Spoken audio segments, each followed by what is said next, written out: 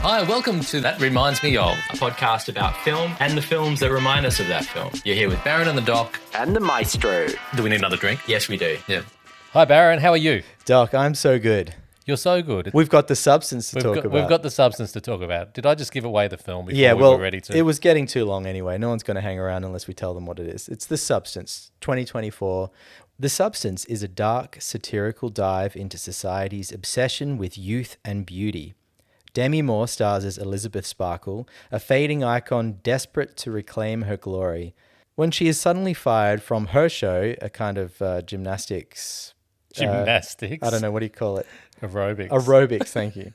When she is suddenly fired from her show, a kind of aerobics show of some sort, a solution magically appears. She is offered a mysterious elixir, seemingly for free, that promises a younger, more vibrant version of herself will be born from the process. Some vague and foreboding rules are laid out, and she takes the plunge. What follows is a literal birth, though not a conventional one. The younger self is certainly beautiful, though I wouldn't say more beautiful or perfect, because we've all seen Ghost. And that person, the younger version, is embodied by Sue, played by Margaret Qualley. Qualley? Let's go with Qualley. Qualley. As Sue steps into the spotlight and Elizabeth watches from the shadows, their unsettling relationship spirals into a gripping exploration of identity, ambition, and the price of perfection. The film is directed by Coralie Fargeat. I think it's closer to the first one. Okay, good. Fargeat. Oh, Fargeat. Fargeat. Oh. The film blends body horror with humor and then more body horror, offering an unsettling yet captivating look at our culture's fixation on appearances and reminding us that even the pursuit of perfection comes with consequences. Yeah, that was one of your worst synopses. That was terrible. I but, know. Do you want to give it a go? No. I reckon we get into it. Let's get into it. By the way, it is hot in here. Are you sweating? Not yet. Okay. Well, prepare for a shiny episode of shininess. I was shiny last week. Okay. Have we got anything salvageable from this episode yet? I don't know. Should we start again? It's a bloody mess, isn't it? No, let's continue. Okay, cool. The Substance. I walked out of this film and had to scrape myself off the floor because I'm not used to films having this much of a swing at things. Now, I think we use that occasionally when we're impressed. Yeah. We say that they took a swing. Yeah, that's true. I like a swing. You like a swing. Love a swing. Swings are great. Coralie really took a swing, and I'm impressed. I love this film. Yeah, I actually really like this too. It's one of those films that I don't know if I want to see again, just because it's disturbing and gross on one level. But I do love it. I love the film. I love what's been achieved with this film. Yeah, and I haven't seen it again. I intended to. I actually thought I would want to see it again, and I'm still thinking I might. Yeah. But I haven't watched it since August. But like the funny thing is, like I'd watch it tomorrow just for some of the nice nude scenes.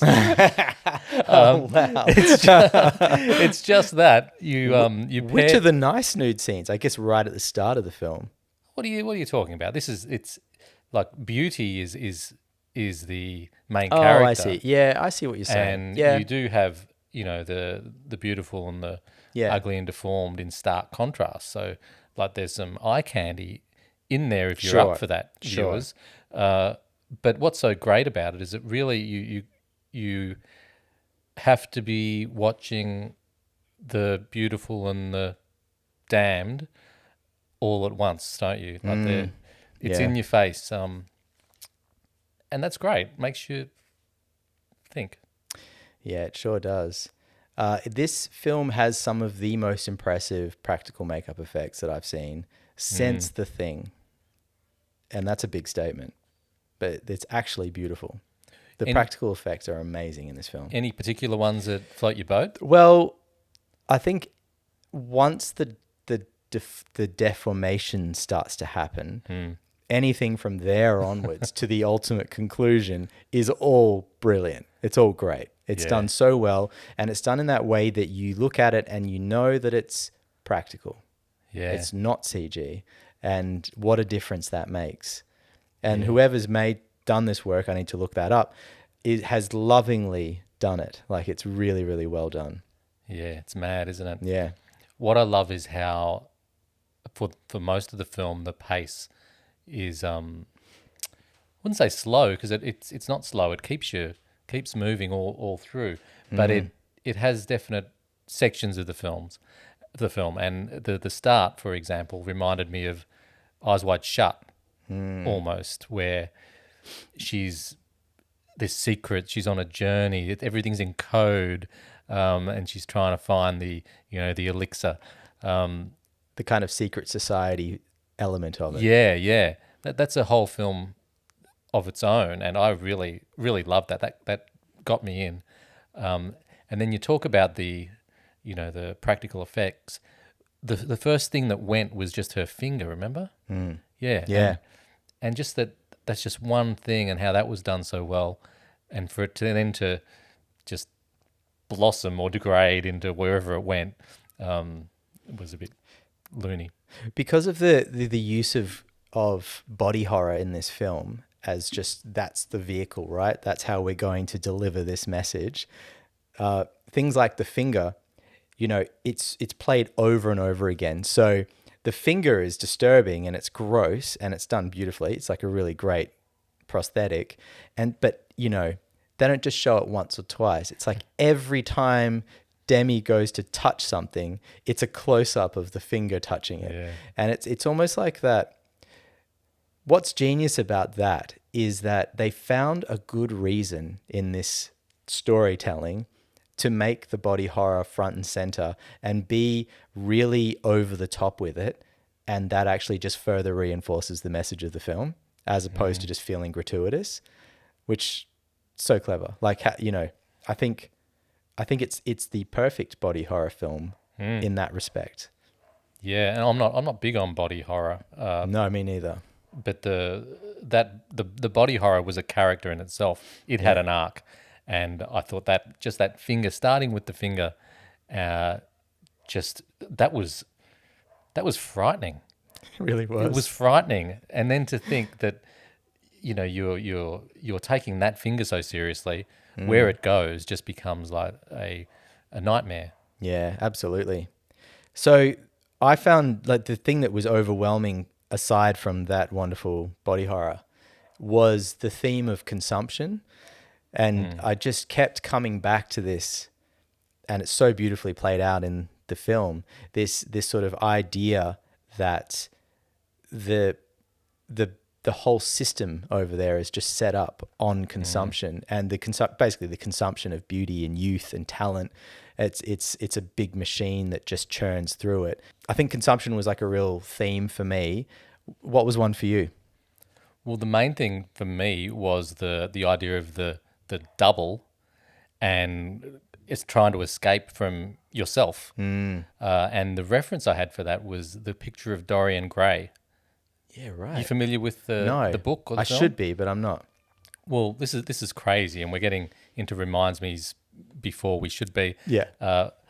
But that film and that book by Oscar Wilde and the several films has a young man, Dorian, who's quite beautiful, and he gets a painting done of him, and the painting ages, but he doesn't. So he has like this Faustian pact where he gets to remain young while the image of him just ages. Sounds like a great deal. It sounds like a great deal. Yeah. And it sounds exactly the same as this film, to the point where Demi actually has a painting of herself that she puts essentially into the cupboard where Dorian put his painting. So it's like a modern... Because you can't look at it, the horror of it aging. Yes, because it shows who he actually is. Oh, fascinating. That's great. Well, so along those lines of those old stories, that are sort of timeless in that way, I couldn't stop thinking about the full-on monkey paw situation of this film. Like, it really is a monkey paw story, which we've had so many of them. But you've said other films of monkey paw stories. What do you remember what they were? Yeah. What else have we talked about? Yeah, you're putting me on the spot, and I cannot think of a single one. In the comments, tell us about some great monkey paw stories that you all love. And if I think of one, I'll add one as well. Yeah, no, it's a great setup for a horror story, you know. Yeah. This and in this it's funny. Like, I don't think I've heard it. It's so obvious, but I haven't heard someone say to me, "Hey, this is a great monkey paw story." So I guess there's so many of them. It's one of those things. I think you need to write an essay on, yeah, substance as a monkey paw. What did you think about the male characters in this film? Because I was interested in that. I'm always interested in the male characters, and they weren't presented in a great light. They were fairly, stereotypical toxic, like Dennis Quaid. Yeah. Beautifully played. Yeah, he does a good job of it, doesn't he? Yeah, but he's certainly not doing us any favours for how how society views us blokes. So I was thinking about it because at the end of it I thought, these guys are really caricatures in a like it's done in such a, they're almost like clowns in this show, and their point is to be almost like a clown is in a show, that you note them as sort of not quite human and someone that you can laugh at. Like, it's got, they really do have that portrayal about them. And I think it's actually really clever because the film is all through the lens of Demi Moore, and this is how she sees the world around her. And so Demi Moore's character, I should say. And so, I think in Elizabeth Sparkle's world, the men are these hyper caricatured, just ridiculous human beings that aren't real at all. And the only one that actually is a real sounding man is the grumpy guy on the phone when she calls to get her injections. and like, she needs something from him, and he's the only one that feels like it's almost like he's her drug dealer. He feels real. The rest are all just, complete caricatures. Yeah, I agree. You need them there to, to move the story forward, to have the, to kind of represent what the world is to these women. Yeah.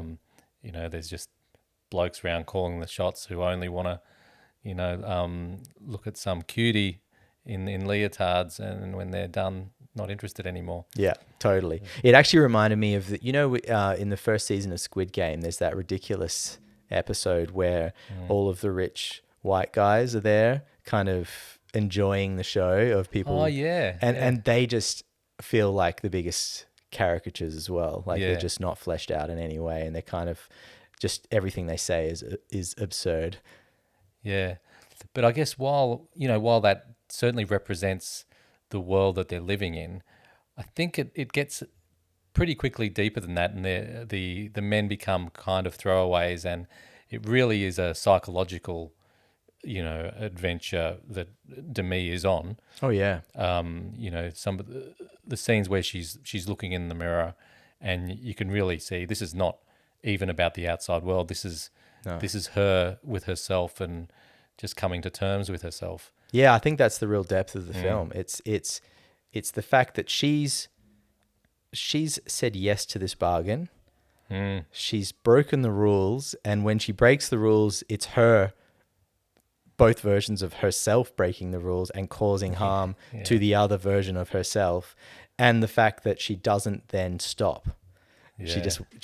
She wants to continue, which is really fascinating. It's almost like the desire to remain relevant is more powerful than the self-harm that it's causing.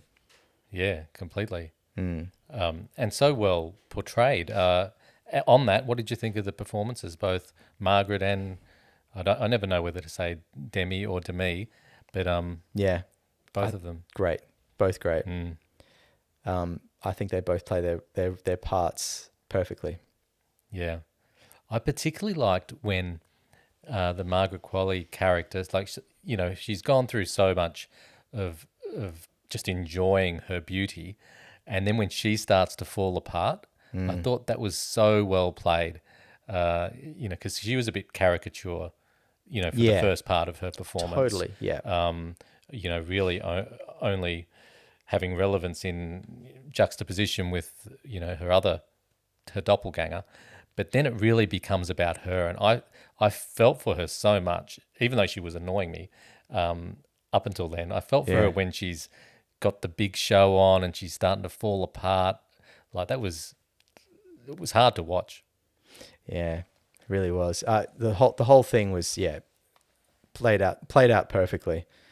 So I think we should get on to some Reminds Me Ofs. Yes, let's do that. And I think we've both got good ones. Yeah. Do you want to start? I'll start.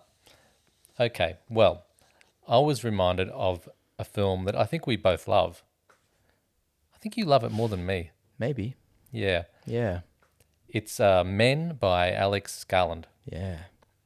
Synopsis? I do love it more than you. You do. I don't know. You really love this film. I do love this film. Cool. In the aftermath of her husband's tragic death, geez, I said that in a very sing-song way, didn't I, for a tragic death? Sorry. In the aftermath of her husband's tragic death, Harper Marlowe, played by Jessie Buckley, seeks solace in the serene English countryside, renting a charming manor from the quirky yet affable Geoffrey, played by Rory Kinnear. As she immerses herself in the village's tranquil beauty, Harper's attempts at healing are disrupted by a series of unsettling encounters with local men, all of whom bear an uncanny resemblance to Rory Kinnear. These interactions range from the bizarre to the menacing, leaving Harper questioning the reality of her experiences. As the days pass, the line between reality and nightmare blurs, leading Harper to confront not only the eerie manifestations around her, but also the deep-seated traumas and guilt that she carries. The film masterfully weaves elements of psychological horror with dark humour, offering thought-provoking explorations of grief, guilt, and the complexities of human emotion. The grotesque and surreal finale leaves viewers unsettled and unsure of exactly what they've just witnessed. I would say 99.5% of people who came out of the cinema or out of the streaming experience went, what the hell just happened at the end of Men? And then they sit there and they think about it. Maybe if they liked it, they think about it. And there's a lot there to unpick. Well, therein lies the reason for my mentioning Men, because I had precisely the same feeling watching Men as I did with The Substance. Yeah, I agree with that entirely. It's that feeling of you're disturbed, you're psychologically scarred a little bit, and you're trying to figure out why the film was made and whether anyone should see it or should have been able to see it. And then you started kind of enjoyed it. So then you're trying to unpick that. Why did I like that? Yeah. It's good. Yeah. It's complicated. It's complicated. Yeah. Men I would see again, and I did. I probably will come back around to The Substance again, but I just need some time from it. But I really enjoyed watching Men again. Yeah. Well, the parallels between these films, I really can't get past the ending. So I don't think I've seen a finale of a film quite like either of these, and they just remind me of each other, and I can't think of anything else that that does so. So they're both ending with really insane body horror sequences. Specifically, spoiler alert, where you've got characters giving birth to variants of themselves. Yeah. So the parallels are quite stark. Yeah. There's a lot. It's actually a really great, reminds me of. It's a great reference. There's the body horror, the absolute extremity of that at the end of the film, like pushed to the nth degree in both films. The birthing, the sort of, it's almost like you can't have that birthing without a witness to it, and sort of both end up having that moment in their own way. But then there's also other things like the portrayal of men, the objectification of women, and there's just so much to it. Interestingly, and this is why I asked you about the men, this one was written and directed by a man, and I think his portrayal of men is way more nuanced, but that's sort of the point. And it's interesting to put the two side by side and see how both the women and the men are portrayed in a story that's got quite a lot of similarities. Yeah, I had a very different reading of Men than most people that I've seen. And we had a whole episode on we did on this with Emma, remember? Yeah, we did. So it was great. It was a long episode, so check it out, links somewhere. Yeah. With the substance, my reading is it's the unraveling of this woman or women in the context of this, the societal pressures put on them in a masculine world. With men, I almost see it as the opposite, where it's the men unraveling due to the pressures of women in the world, and where is our role? Are we meant to be this or that or the other? So I saw it very much comment on masculinity in men rather than perhaps on women in the substance. Yes. Yeah. No. But and yet the target of objectification in both is women. It's sort of like we're getting both sides of the equation. Yeah, true. Like we're getting so in the substance, we're getting a really deep dive into women and how they deal with that objectification. I mean, I wouldn't put it all on men. I think there's also there's a lot to be said there just for the industry and people in general, and how they want to sort of consume beauty and that turnover that comes with that. Yeah. So yeah, there's levels to that. But then in men, it's that cycle of male toxicity, I guess is probably how Alex Garland would describe it. But just that sort of male kind of cycles of behavior that then, and that it seems to be kind of focused at women. And that last line struck me again. I know it got me last time. And when I saw it this time, where the main character in Men's she says, "What do you want?" Yeah. And he just says, "To be loved." That just floors me. Well, yeah, that's the kernel of the whole film. So in the substance, it's a comment on women. What do you want? I just want to be, adored. Yeah. And in this one, it's men. I just want to be loved. Isn't that the sad thing about this whole thing is that you've got men and women, which on some level aren't very compatible, but they want to be loved by each other. Yeah. And you end up with these awful outcomes. Both wanting the same thing. Yeah. Leading to monstrous horror show climactic endings. Yep. Speaking of the ending again, what I was struck by was the tone that each had was very similar to each other, but very different to anything else I can remember. Where it must be such an experiment for the filmmakers, because there's humor through these transformations that they go through. Like sometimes you're laughing hysterically. Even in Men, it was horrific, but it's so ludicrous that you can't help but be laughing at the same time that you're sort of scared. So yeah, any comment on what the tone of it did to you, or whether you think they were similar? Yeah, so I think both films. So Men is a little unusual, I would say. It's more of a folk horror in tone, and then the substance is just full on body horror, and it leans really into that genre. Yeah. To the point where everything feels like it's trying to grate on your nerves and make you feel disgusted in some way, and uncomfortable, down to like the wacky sort of wide angle lenses on Dennis Quaid and the eating shots and all that sort of stuff. Like it's through and through, like they really lean into that. Both are done superbly well, I think. Like the tone is pitch perfect for both. I don't know. These two films is like great. They're examples of why I love horror. Like horror is so versatile.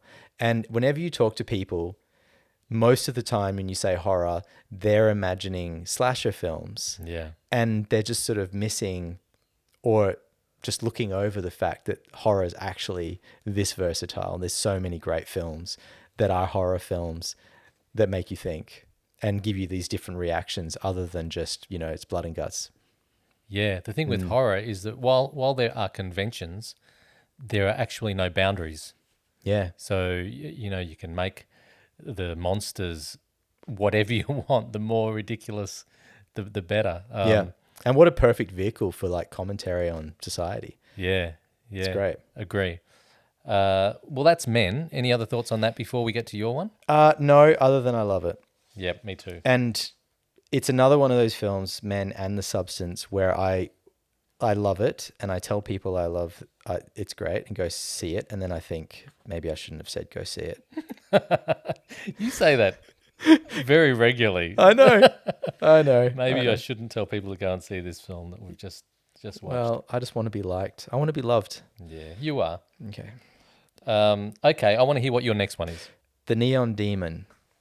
Yes. Made in 2016. Aspiring model Jessie, played by Elle Fanning, arrives in Los Angeles with nothing but youth, an innocent beauty, and an eerie sense of destiny. As she very quickly, and without barrier, rises through the ranks of the fashion industry, she attracts the envy and obsession of fellow models, designers, and photographers, all drawn to her seemingly effortless perfection. When Jessie turns down the sexual advances of Ruby, played by Jenna Malone, and then is given higher status in a show over Sarah, played by Abby Lee, and Gigi, played by Bella Heathcote, she becomes a target. Directed by Nicholas Winding Refn, The Neon Demon is a very stylized descent into the dark heart of beauty culture, blending high fashion with horror. With its neon-drenched visuals, pulsing synth score, and moments of surreal brutality, the film turns the industry's fixation on youth into something primal, grotesque, and inevitable. This is a great pick from you. You like it? Really great pick. I think so too. It's a film that I saw probably back in 2016 and has stuck with me probably for its distinctive visuals more than anything. But it gets pretty wacky in a similar way towards the end of the film in terms of the horror and how the horror plays out. What did you think about it? Yeah, agree. I saw this one at MIF as well. Really? Many, many years ago. And it would have been, I'm sure, on the night shift, like when you get to 11 o'clock and you've seen 5 films all day. I'm sure I was hammered. So all I have memories of is going in there, getting freaked out, enjoying it. But I really, all these years, have not really known what the film was about. I just thought, yeah, it's a cool film. Amazing. So I watched it again, and it's everything that I think you're going to say that it is. Yeah, great. It's so if you just want pure visual style, Yeah. Nicholas Winding Refn. If I don't know if I got that right. Long and winding. Yeah. He's your guy. If you want just sort of visual style, this film has that in spades. Some of his films I find to be a little bit winding. This one I think gets to its point. Yeah. And it's pretty, it's really well cast. It's actually pretty fun to watch. And, in terms of the theme of beauty, consumption, literally in this one, spoiler alert. And just sort of what you could read, this is set in the fashion industry, but you could read Hollywood the same. And it is in LA. Yeah, well, it explores precisely the same terrain of young people, women, being just captive to their looks in the industry. Yeah. Some of the characters are a bit softer. So you don't have Dennis Quaid. You've got Christina Hendricks, kind of being a facilitator. Yeah. Not so creepy, but kind of just as bad. Yeah. And you've got this young girl who doesn't know what she's in for. But I thought the real characters to watch were the other models, like Abby Lee in particular. I agree. Was the heart of the film. Those are the ones that stick with you, aren't they? Yeah. Yeah. I think so. You've got Elle Fanning arriving, and the others noticing her quickly, and it's really all about their insecurities, isn't it? And the more confident she becomes, the more insecure they become, and the more doomed she becomes because of it. Yeah, they are desperate, aren't they? Yeah. There's again, I get back to Abby Lee, Aussie. You can really feel like she starts off as a bit character in a way. Like, this is Elle Fanning's movie. Yeah. It's her journey. And then all of a sudden it kind of switches and becomes about the others. Yeah. I really like that. And there were a couple of moments where you get right into their headspace, and they're really the Demi Moore of this film, and do it really well. Yeah. I would say, just sort of on a story note, that this film doesn't stick with you like The Substance does. No. I think it's more of a style film, and it does probably, if we're going to be critical, fall victim to the form over function a little bit. Yeah. No, it's different though. It's kind of more symbol and yeah, that's true. Yeah, which is fine. I in many respects I prefer that type of film that allows you to interpret, doesn't stick things down your throat, except when you're literally consuming somebody. Yeah. Yeah, but there were similarities too, like with the striking visuals and the use of color in both films was not used the same, but used to similar effect. Yeah, I would say with all three of these films, there's a really concerted effort to pack symbolism in, and also to go to make you feel like you're going on a surreal journey. Like it's almost, all three are almost quite, well, they're quite dreamlike in their approach to storytelling. You feel like reality's heightened, like you're entering a different realm in all three of these films. Yeah. They all play with, I guess, would you call it magical realism? Yeah. Degrees of it. Magical horror realism. Yeah. And all kind of start in some version of a reality that you can hold on to, and then just, basically once they've reeled you in, they take you somewhere else. Absolutely. And the climax for all three is a departure from reality. It's just a complete let's let loose. Yeah. Maybe these are our sort of films. Yeah, I dig it. Well, that's I think that's enough. Any last thoughts on The Substance? On The Substance, well, I will watch it again at some stage once it's no longer $20 on Apple TV. Yeah, I'll probably fair. wait for it to be included in the subscription. Fair. But I will watch it again. And will you watch it with your mum or your dad or your neighbour's mum? No, I think I'll watch it. Well, maybe not alone. I might feel a bit creepy like that. Yeah. Look, I'll watch it with a room full of film fans. Okay, good. Who can take it for how it's intended. Yep, that's fair. Great.